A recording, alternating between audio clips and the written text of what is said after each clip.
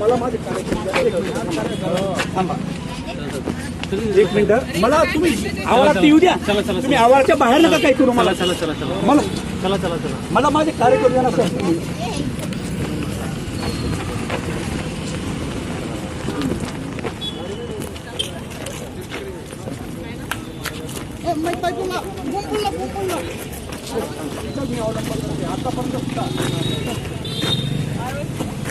थांबा. मी शांततेचाच अवलंब करत आहे आतापर्यंत सुद्धा.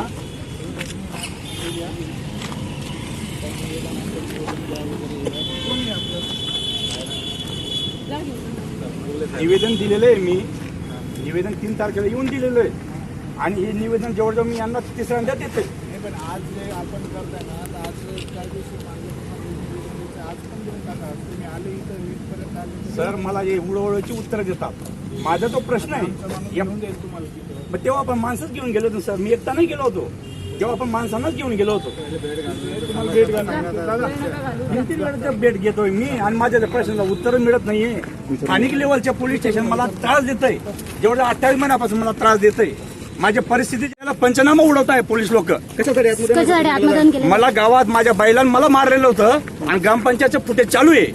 मी FIR मध्ये पण नमूद केलेलं आहे आणि ते फुटेज पोलिसांनी आणि API आणि आयोने ते पैसे घेऊन आरोपींकडनं ते फुटेज डिलीट करून टाकलं आणि 11 महिन्यानंतर पंचनामा करायला येतात ते गावात.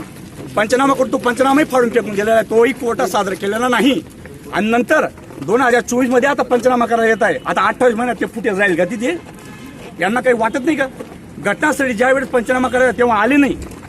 जवळजवळ 36 आरोपी आहेत याच्यामध्ये कन्वर्ट झालेले. यांनी पूर्ण API सहित आणि IO सहित संपूर्ण येथे यांनी मेजॉरिटी लावून ठेवलेली. मी येथे येतो तर माझी एकही लोक दखल घेत नाही. अशा परिस्थितीत मीही अहवालदिल झालोय, माझी बायकोही अहवालदिल झालेली आणि जवळजवळ दुसऱ्यांदा मला आत्मदानाचा निर्णय घ्यावा लागत आहे सर.